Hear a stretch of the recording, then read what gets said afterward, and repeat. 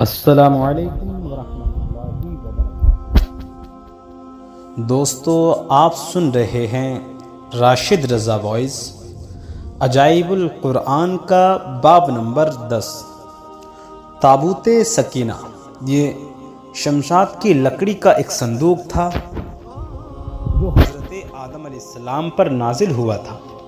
یہ آپ کی آخر زندگی تک آپ کے پاس ہی رہا، پھر بطور میراث یک کے بعد دیگرے آپ کی اولاد کو ملتا رہا، یہاں تک کہ حضرت یعقوب علیہ السلام کو ملا اور آپ کے بعد آپ کی اولاد بنی اسرائیل کے قبضے میں رہا، اور حضرت موسیٰ علیہ السلام کو مل گیا تو آپ اس میں تورات شریف اور اپنا خاص سامان رکھنے لگے۔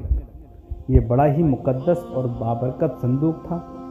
بنی اسرائیل جب کفار سے جہاد کرتے تھے اور کفار کے لشکروں کی کثرت اور ان کی شوکت دیکھ کر سہم جاتے اور ان کے سینوں میں دل دھڑکنے لگتے تو وہ اس صندوق کو اپنے آگے رکھ لیتے تھے، تو اس صندوق سے ایسی رحمتوں اور برکتوں کا ظہور ہوتا تھا کہ مجاہدین کے دلوں میں سکون و اطمینان کا سامان پیدا ہو جاتا تھا، اور مجاہدین کے سینوں میں لرزتے ہوئے دل پتھر کی چٹانوں سے زیادہ مضبوط ہو جاتے تھے۔ اور جس قدر صندوق آگے بڑھتا تھا، آسمان سے نصر من اللہ و فتح قریب کی بشارت عظمیٰ نازل ہوا کرتی اور فتح مبین حاصل ہو جایا کرتی تھی۔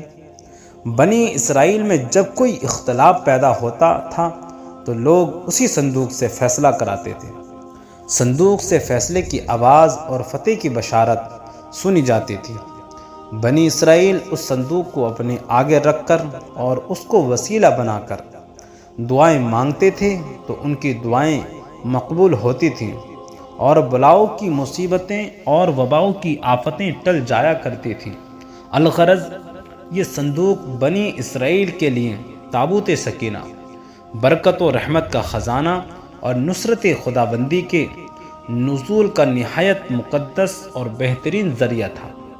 مگر جب بنی اسرائیل طرح طرح کے گناہوں میں ملوث ہو گئے اور ان لوگوں میں معاصی و طغیان اور سرکشی و عصیان کا دورہ ہو گیا تو ان کی بدعمالیوں کی نحوست سے ان پر خدا کا یہ غضب نازل ہو گیا کہ قوم عمالقہ کے کفار نے ایک لشکر جرار کے ساتھ ان لوگوں پر حملہ کر دیا۔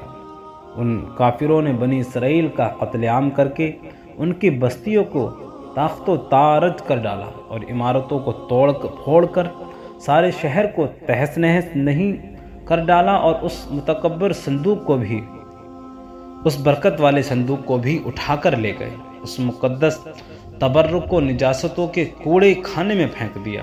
لیکن اس بے ادبی کا قوم عمالقہ پر یہ وبال پڑا کہ یہ لوگ طرح طرح کی بیماریوں اور بلاؤں کے ہجوم میں پڑ گئے۔ چنانچہ قوم عمالقہ کے 5 شہر بالکل برباد اور ویران ہو گئے، یہاں تک کہ ان کافروں کو یقین ہو گیا کہ یہ صندوق رحمت کی بے ادبی کا عذاب ہم پر پڑ گیا ہے، تو ان کافروں کی آنکھیں کھل گئیں۔ چنانچہ ان لوگوں نے اس مقدس صندوق کو ایک بیل گاڑی پر لاد کر بیلوں کو بنی اسرائیل کی بستیوں کی طرف بھیج دیا۔ پھر اللہ تعالیٰ نے 4 فرشتوں کو مقرر فرما دیا جو اس مبارک صندوق کو بنی اسرائیل کے نبی حضرت شمویل علیہ السلام کی خدمت میں لائے۔ اس طرح پھر بنی اسرائیل کی کھوئی ہوئی نعمت دوبارہ ان کو مل گئی، اور یہ صندوق ٹھیک اس وقت حضرت شمویل علیہ السلام کے پاس پہنچا جبکہ حضرت شمویل علیہ السلام نے طالوت کو بادشاہ بنا دیا، اور بنی اسرائیل طالوت کی بادشاہی تسلیم کرنے پر تیار نہیں تھی، اور یہی شرط ٹھہری تھی کہ مقدس صندوق آ جائے تو ہم طالوت کی بادشاہی تسلیم کر لیں۔ چنانچہ صندوق آ گیا اور بنی اسرائیل طالوت کی بادشاہی پر رضامند ہو گئے۔ تو دوستو، یہ تھا باب نمبر 10 تفسیر روح البیان سے۔